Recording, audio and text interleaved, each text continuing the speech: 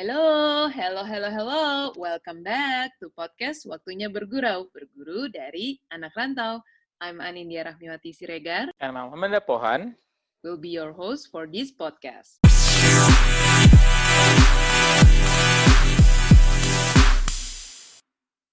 Halo, good Hai, to hai, be hai. back. Hai, teman bergurau. Selamat datang kembali di podcast Waktunya Bergurau Season 2.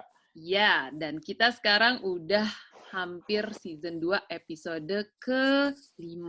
Jadi nggak kerasa banget ya, Dak ya. Kita udah banyak Betul. banget ketemu dengan orang-orang yang sangat menginspirasi. Dan bahkan sekarang untuk hari ini kita juga punya special guest gitu. Jadi untuk teman bergurau yang penasaran dengan episode-episode sebelumnya bisa langsung aja cek ke Spotify ataupun YouTube kita @podcast Waktunya Bergurau. Betul kan, Dak? Bener banget. Dan di season 2 ini, kita juga punya kesempatan untuk belajar lebih banyak nggak sih, Nat? Gitu. Karena mungkin teman bergurau udah pernah dengar ya di episode-episode di season 2 sebelumnya, kita udah bahas dan kita sudah ngobrol sama CEO dan founder hebat dari bisnis-bisnis yang sedang berkembang saat ini. Dan kali ini, Nat, di episode kali ini kita juga punya kesempatan yang luar biasa. Kita bisa ngobrol bareng sama founder. Nanti kita tanya detailnya deh. Dari sebuah bisnis yang lagi hits-hitsnya banget nih. Buat anak-anak yang zaman sekarang pasti sudah tahu lah bisnisnya. Langsung aja kalau gitu, Nat, kita kenalkan bintang tamu kita hari ini, Nat. Iya dong, penasaran banget nih. Ayo kita sambut aja langsung ya. Vina Amelia. Halo, Vina. Halo. Hai, Vin. Yeay, tepuk tangan lagi. Kita belum punya efek, jadi kita pakai tepuk tangan sendiri lagi. Tepuk tangan, oke, tepuk tangan. Manual. Hai, apa kabar, Vin? Apa kabar? Halo, Vin. Apa kabar? Halo, baik. Nah, Alhamdulillah. Buat teman bergurau, Vina ini lokasinya lagi ada di Melbourne, Australia, ya, Vin ya? Betul. Sekarang jam berapa nih? Jam 7 malam ya? Jam 6. Kita beda 3 jam dari Jakarta. Jam 6. Iya. Oke. Sekarang tuh sana temperaturnya lagi dingin atau lagi menuju winter kan ya? Lagi naik turun sih ya, dingin panas yang buat masuk angin gitu loh rasanya. Bayang. Tadi di opening tadi nih, Vin, gue sempat cerita bahwa lo adalah salah satu founder dari bisnis yang saat ini sedang lagi hits. Nanti kita akan cerita lebih banyak tentang bisnis itu ya, Vin ya. Sambil kita cerita tentang perjuangan dan apa yang sedang dilakukan di Melbourne. Kalau gitu kita langsung saja mulai, nanti ini dia podcast Waktunya Bergurau, berguru dari anak rantau.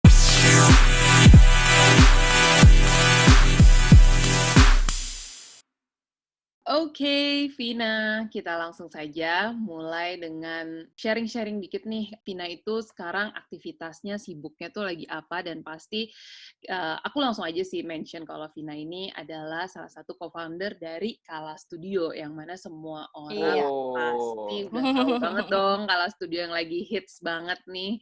Jadi Vina bisa share tentang Kala Studio dan juga Vina sekarang lagi sibuk ngapain aja. Oke, kalau Kala Studio sih sebenarnya sibuk setiap hari ya. Kalau misalnya selain dari Kala Studio, kebetulan aku memang recently baru resign kebetulan sebelum pas lockdown. Jadi sekarang adjusting myself being a mother, kayak sama mungkin di Indonesia kondisinya ya anak mesti homeschooling segala macam, tapi at the same time di rumah juga mesti hampir tiap hari sih aku sama partnerku Karina dan Dinda yang di Jakarta kita kerja tiap hari lah buat Kala Studio gitu. Berarti tiap hari tuh harus lewat Zoom call dan dengan perbedaan waktu pasti lumayan juga tuh ya challenging-nya, tapi tetap jalan gitu. Jadi bisnis walaupun Vinanya di Melbourne, terus co-founder yang lain ada di Jakarta, tetap jalan ya, Vin ya? Tetap jalan kok. Kita juga kan sebenarnya udah lama kan. Maksudnya sebenarnya sebelum adanya pandemi ini kita juga udah long distance. How we manage the business juga udah long distance. Kita dari akhir 2018, which is hampir 2 tahun ya. Hampir 2 tahun ya, wow. Gitu. Hampir 2 tahun. Jadi sebenarnya kalau dari sisi aku sih, aku udah terbiasa untuk kerja secara mekanisme kayak gini gitu loh, secara long distance gitu. Oke. Berarti si Kala Studio ini juga umurnya udah 2 tahun ini, atau sebelumnya tuh sebenarnya udah sempet mulai dulu nih? Waktu awal-awal mulai Kala Studio itu tahun berapa ya berarti ya? Awalnya justru 2018 ya, akhir 2018. Pertama kita, aku jadi pindah ke Melbourne nih awalnya. Aku ceritain dulu mungkin ya awalnya kayak gimana Kala Studio terbentuk. Iya. Jadi aku pindah Melbourne, abis itu ya pas pada saat aku pindah Melbourne tuh aku lagi hamil gitu. Udah gitu aku lihat kayak barang-barang gitu ya, barang-barang fashion di Melbourne tuh kayak aduh kok bagus banget nih ya, kayak quality product, ya produknya tuh berkualitas banget. Jadi pas 2018 aku ngobrol sama Dinda sama Karina, kebetulan dua-dua ini adalah sahabat aku tapi mereka saling nggak kenal. Gitu. Jadi satu sahabat aku dulu di KL, satu lagi sahabat aku si Karina dulu di Melbourne, lalu pindah balik ke Jakarta gitu. Oh, jadi mereka udah ini apa namanya mutual friends-nya tuh dari kamu gitu ya? Iya, mutual friends-nya dari aku gitu. Hubung lah ya, konektornya ya. Ya udah, terus ya the rest is just history sih. Kayak we came up with this idea and everyone agree.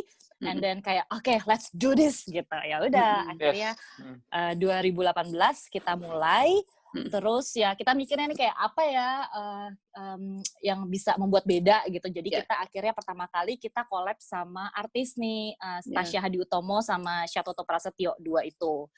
Gitu. Abis itu 2018 kan itu 2019 udah mulai jalan, salesnya segala macam, ketemu konsultan, tax consultant sama accounting. Terus mereka bilang, ini ternyata dengan bisnis kita yang seperti ini udah perlu untuk bikin PT kayak gitulah ya ceritanya. Jadi 2019 terbentuklah PT Kala Kita Berkarya gitu, which is foundernya adalah kita bertiga, Vina, Karina, dan Dinda gitu. Tapi ini Vin, menarik nih, ini menarik banget nih. Tapi memang sebelumnya kalian bertiga ini punya background dari fashion atau memang baru di dunia ini dan tiba-tiba memutuskan untuk bikin bisnisnya di bidang fashion deh gitu? Sebenarnya untuk secara education background, Dinda itu dia ada fashion, ada background fashion karena dulu S1-nya dia emang ngambilnya fashion gitu. Kalau aku sebenarnya aku malah background aku adalah accounting and audit gitu. Aku sebelum ini tuh auditor lah gitu dari udah lompat-lompat lah. Wow, iya. JP Morgan, PwC, segala macam, you name it lah pokoknya. Terus tiba-tiba ya begini. Kalau Karina dia dulu dia ada background fashion retail, pernah kerja waktu di Melbourne. Terus abis itu ya udah, tapi dia abis itu pindah ke Jakarta gitu. Tapi secara passion sih ya kita bertiga sama-sama kayak emang suka gitu loh. Suka. Tapi Vin, mungkin gue lagi nanya terus nih karena gue excited banget nih dengar bisnis kayak gini ya. Jadi karena untuk sekali memotivasi juga nih teman Burgurau untuk di saat kondisi lagi sekarang ini mungkin salah satu opsinya adalah untuk bikin usaha yang baru gitu ya Vin ya. Di tengah-tengah kondisi kayak sekarang ini. Tapi dulu waktu pembentukan Kala Studio ya Vin ya gitu. Sempat nggak sih lo kayak ngerasain kayak apa sih hal-hal yang bisa lo prediksi bahwa tantangannya nih untuk bisnis ini tuh apa sih menurut kalian nih waktu bangun Kala Studio nih? Hal-hal yang kalian sangat nanti kita akan challenge-nya nih seperti ini sih gitu. Apalagi kan sekarang Kala Studio cukup terkenal dengan shirt yang sangat polanya tuh udah unik banget. Betul. Menurut kayak orang kalau ngelihat si kemejanya itu tuh langsung gue tahu nih pasti Kala kayak gitu kan. Dan langsung identik lah ya, langsung identik gitu dan harganya juga premium gitu kan. Nah maksudku pasti waktu di awal juga pasti ada sesuatu nih yang menjadi kayak ketakutan gitu ya, pasti ada ya sebelum memulai. Iya. Betul. Sebenarnya yang paling ditakutin itu sih yang pertama karena di Indonesia emang di kopi ya, copycat gitu. Ya itu ketakutan kita yang di awal gitu, di kopi lalu mungkin dijual dengan harga lebih murah gitu. Betul. Terus yang kedua yang kita takutin juga adalah setiap bisnis tuh di aku ngeliatnya di Jakarta, di Indonesia gitu kayaknya tuh orang selalu mikir short term bisnis ya, kayak cuman for temporary aja, 2 tahun 3 tahun abis itu udah selesai gitu. Nah itu kita pengennya sebenarnya bisnis bisnis ini ya ini long term strategy gitu buat anak kita kayak gitu. Karena sebenarnya di awal kalau aku ya, motivasi aku secara personal itu sebenarnya waktu di awal tuh kejadian waktu aku kerja di PwC di Melbourne. Jadi aku sebelum Kala Studio aku sempat kerja di PwC. Lalu mereka ada conference nih tentang the future, kayak the future of technology. Kayaknya kesannya keren banget, kayak the future of technology, terus automation, kayak we can do this, we can do that with the technology segala macam. Terus mereka bilang kayak nanti in the next 5 or 10 years lo bakalan kerja tuh lebih fleksibel, lo kerja tuh paling cuma 3 jam, 5 jam gitu. Lo yang tadinya full time mungkin akan reduce jadi part time. Terus aku jadi mikir kayak ini kalau misalnya pace kita nih bakalan kayak gini dengan adanya teknologi, kayaknya by the time anak gue nanti selesai kuliah, ini dia bakalan bisa dapat lapangan pekerjaan nggak ya kalau everything is automated gitu. Ya udah, aku mikirnya kayak oh ya udah harus bikin bisnis nih gitu. Ya udah, tapi kalau aku kan bikin bisnisnya emang yang harus sesuai dengan passion aku ya gitu. Betul. Nah ya udah, akhirnya ya tadi balik lagi yang paling ditakutin ya di copycat ya benar. di copy gitu ya. Akhirnya kita baru banget nemuin solusi, ya akhirnya kita hire notaris ya yang untuk ngurusin copyright pattern-nya Kala Studio gitu. Ya sebenarnya udah ada solusinya gitu. Kalau dari kalau short term business, gimana how to make this business sustain gitu for the longer term. Itu ya kita sebenarnya kita hire consultant juga kan. Jadi secara regular gitu kita ngasih tahu oke, strategi kita nih kayak gini nih, nanti cash flow-nya kayak gimana. Nanti dibantuin sama dia. Oke nih kalau misalnya lo kayak gini kemungkinan kayak gini gitu.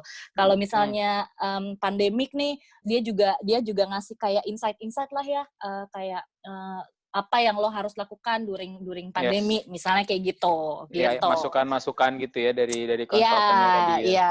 Iya, kayak gitu. Wah, seru banget. Nah, Vin, kan kalau Kala Studio tuh untuk sekarang channelnya masih khusus hanya di Instagram ya?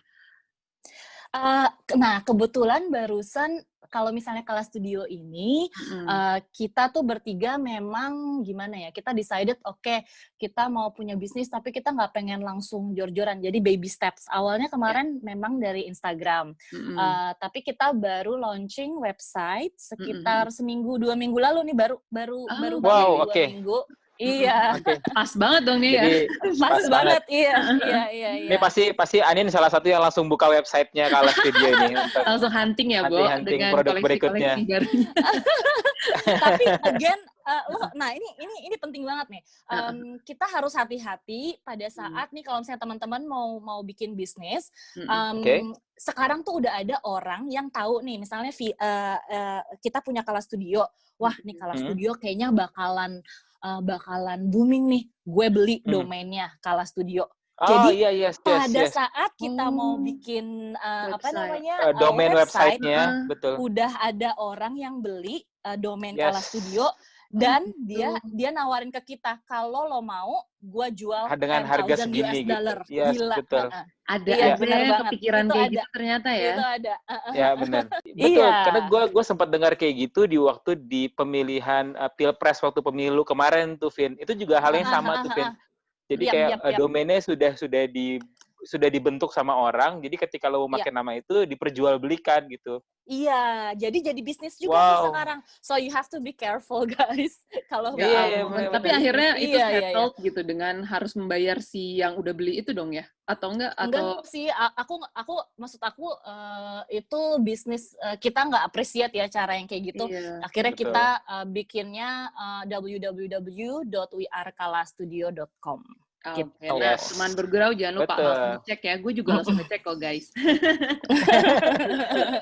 Langsung ya, bisa buka di tadi ya di wearekalastudio.com ya, Vin. Ya, betul. Iya, Oke, betul. berarti kan kamu berarti sekarang udah mulai dengan 2 channel ya, dengan Instagram dan juga website gitu.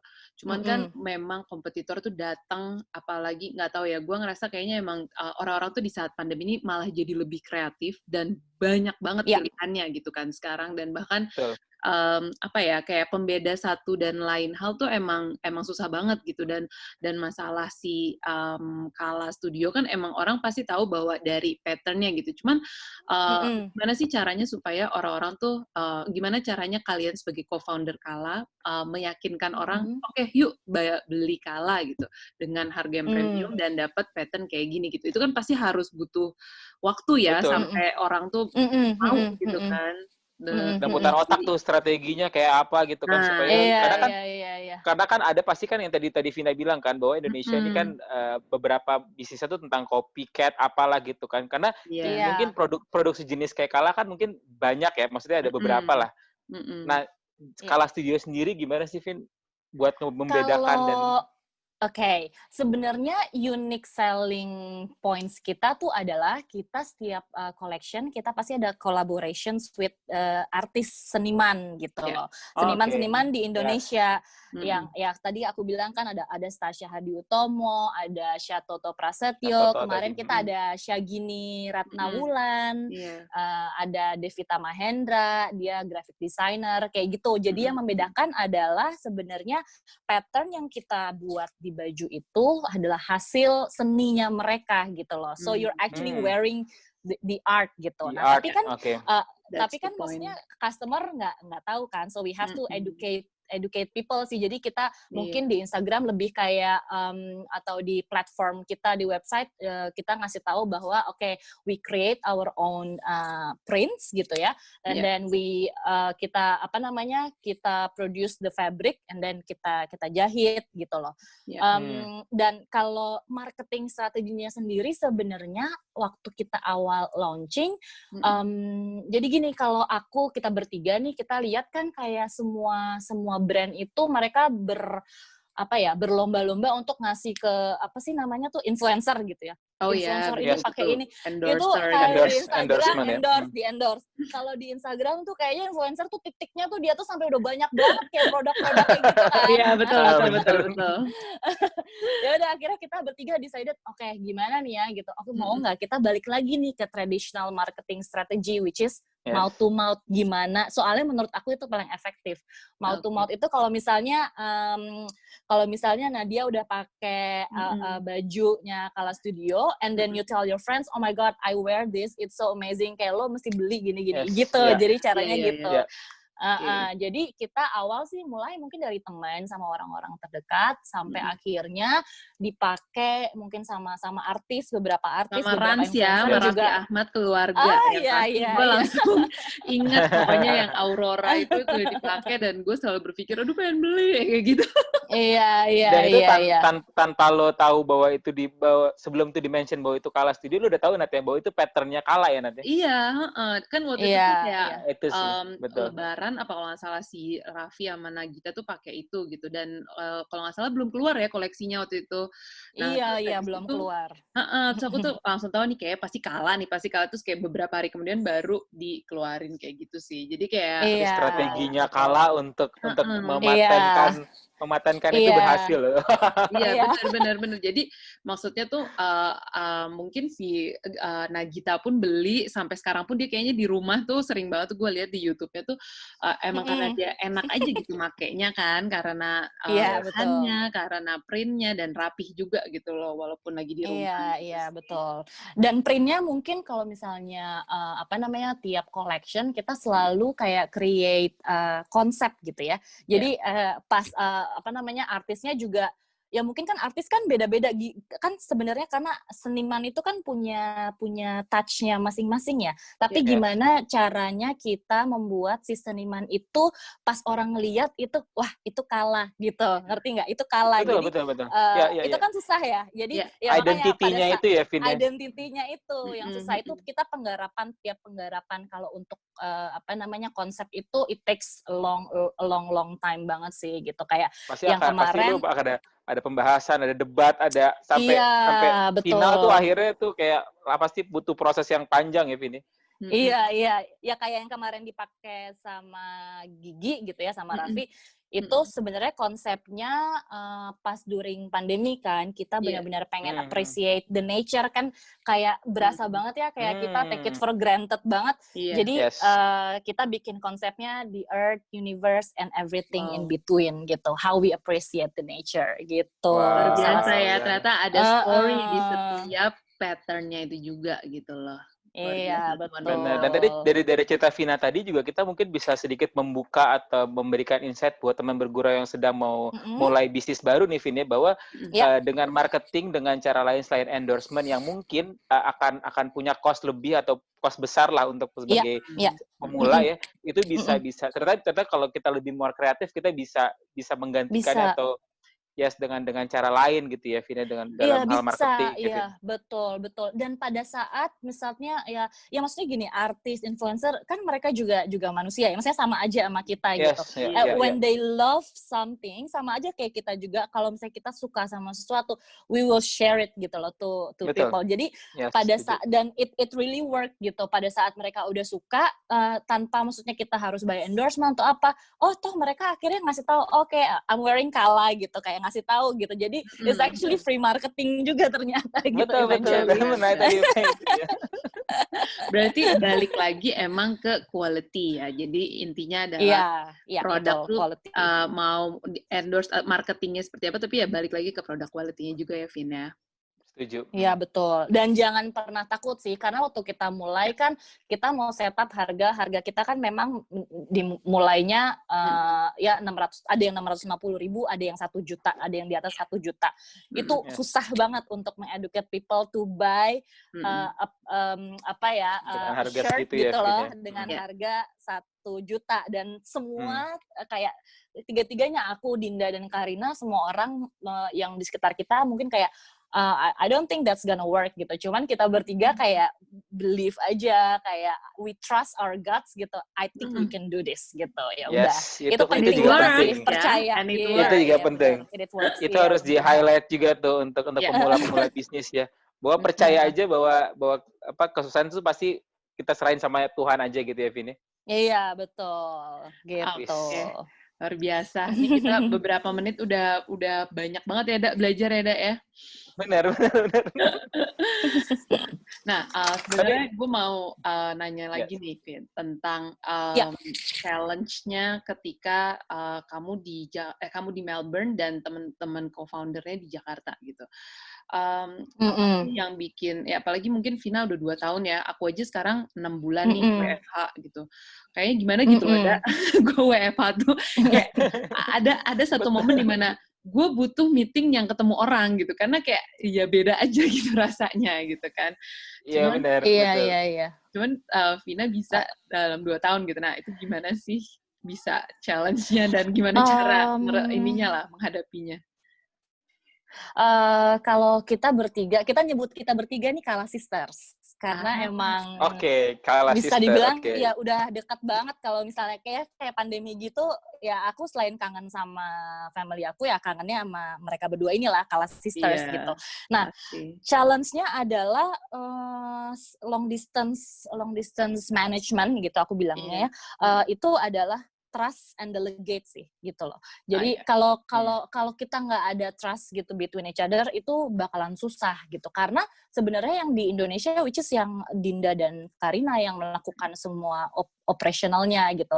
Yang aku bisa bantu mungkin kayak create konsep, terus kayak ya decision making, lebih ke strateginya gitu. Sementara kan operational semuanya dipegang sama Dinda dan Karina gitu. Jadi menurut aku to build trust gitu loh, dan communication aja sih sama mereka secara regular. Kalau kita kebetulan memang tiap hari, dari Senin sampai Minggu itu tiap hari. Wow, benar-benar sampai Minggu kan ya? Iya. Karena tahu sendiri kan, kalau misalnya di Indonesia tuh kan mereka nggak tahu waktu ya. Kalau di sini customer tuh juga kan nggak tahu waktu ya. Menurut aku ya, kalau di Indonesia betul. ya malam-malam, mau itu hari Minggu, mau Sabtu, mau lo sama family time, they don't really care gitu. Jadi ya selalu ada. Mereka ekspektasinya Kala Studio ini buka 24 jam dalam 7 hari. Iya, betul. Bener banget, Da. Jadi kalau lo lama respon, dia bisa ke toko lain ya, Vin? Oh, ada yang sampai telepon loh, gitu malam-malam gitu. WA-nya mungkin kemarin website-nya mungkin kenapa, terus WhatsApp mungkin nggak dibalas sampai gimana, telepon. Kayak, who are you? Nggak tahu siapa. Sangat agresif ya customer Indonesia itu kadang dapat ilham buat belanja tuh malam-malam gitu ya. Aduh, gue mau deh gue belanja gitu. Betul. Oke, menarik ya. Yes, tapi tadi gue sempat menarik nih, Vin.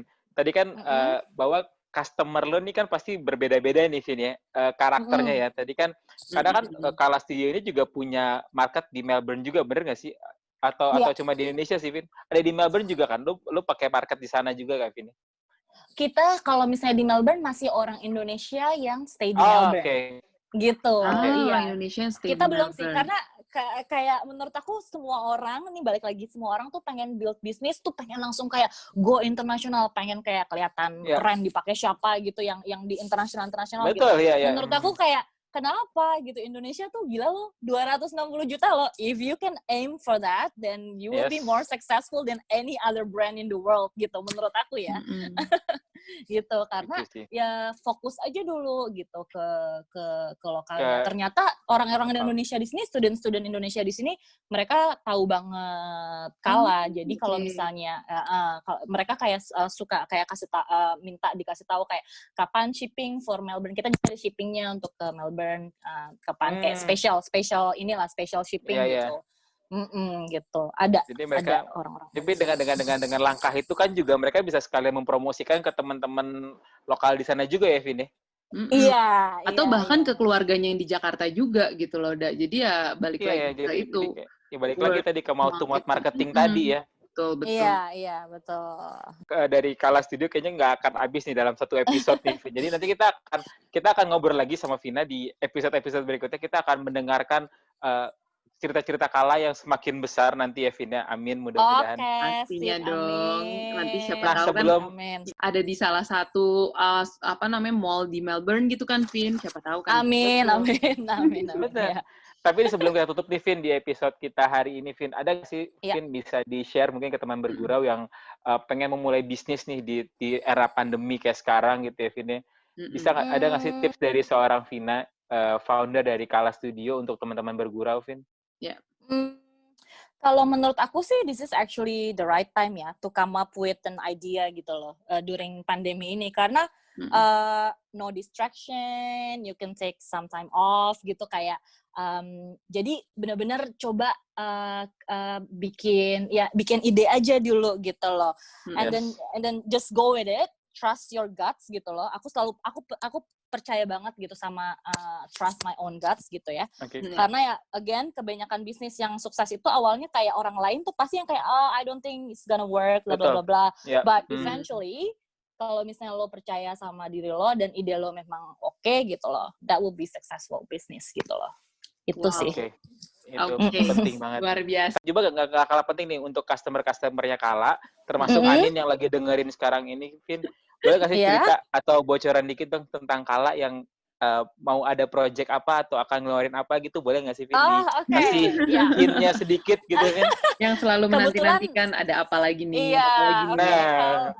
Kebetulan pas banget sih nih timingnya, karena kita bakalan launching dengan salah satu brand aksesoris, bisa dibilang footwear ya, sepatu sendal, namanya Mother. Hopefully ini waktunya bersamaan ya, jadi aku juga bisa sekalian ngasih tahu namanya Mother. Koleksinya adalah tentang Euphoria, nama koleksinya adalah Euphoria, jadi euforia yang direpresentasikan dari flora itu mengenai hope gitu ya. Balik lagi nih ke pandemi ya, aku sih relatednya tetap ke pandemi ini gitu ya. After this what's gonna happen, we need hope, we need faith, we need to believe believe in something that we're gonna bloom after this gitu. Jadi Nice. nanti koleksinya bakalan top to toe. Jadi ada baju, ada jaket, ada shorts, ada celana. Sampai ke sendal dari Mother. Dan keren gitu. banget itu kepikiran buat kolaborasi sama Mother tuh keren banget, Vin. Karena gue juga punya sendal Mother ini gitu. Jadi sekarang gue langsung menanti-nantikan nih, wah gue berarti harus nyiapin budget buat beli si head to toe Tuh tadi. kan, dia udah buat kolaborasi sama Mother, Bo. Berarti ini udah di launching atau akan di launching segera nih, Vin? Akan launching segera nih nanti end of week di September gitu. Oke, jadi bisa mudah-mudahan dilihat di timingnya pas website-nya Kala tadi ya, Vin, di wearkalastudio.com ya tadi ya, Vin. Yes, mungkin betul. by the time episode ini tayang juga pas banget Kala yang kolaborasi sama Mother itu launch ya, Vin ya. Iya, mudah-mudahan. Amin. Oke. Mudah-mudahan lancar. Oke, thank you guys. Kalau begitu terima kasih terima kasih, Vina. Terima kasih. Thank you banget. Semoga di Australia aman menghadapi pandemi ini dan sehat selalu sama keluarga ya di sana ya. Oke, you too guys. Thank you, Vin. Thank you ya, Vin. Bye. Sama Vina, founder dari Kala Studio. Betul banget, Da. Kita banyak banget ya belajar kayak sebenarnya durasinya tuh 30 menit, tapi kita kayak belajar tentang branding, belajar tentang gimana caranya supaya membangun bisnis dari awal, itu kita dapat banyak banget gitu. Jadi teman-teman bergurau yang lagi menghadapi harus banyak di rumah nih, karena kebetulan kita lagi PSBB jilid 2 juga kan ya, Da ya. Yes. Ya kita bisa banyak-banyak merefleksikan diri dan ya tanya ke diri kita sendiri tuh sebenarnya mungkin kita kepikiran ide nih mau bikin bisnis apa gitu ya kan. Benar. Go ahead aja, tadi kata Vina, go ahead and trust your gut bahwa ini akan berjalan dengan baik dan lancar dan sukses. Itu yang paling penting. Betul banget. Terima kasih juga buat teman bergurau yang udah pernah mampir ya ke episode-episode kita sebelumnya. Nantikan selalu episode terbaru, dan kalau ada saran dan kritik langsung kirim aja ke Instagram kita, DM di @podcast-waktunya-bergurau ya, Dak ya. Oke, kalau gitu kita sekarang pamit dulu ya. Saya Almanda Pohan. Anindya Siregar. Jangan lupa dengerin terus our podcast Waktunya Bergurau, berguru dari anak rantau. Stay healthy, guys. Bye-bye. Bye. Bye.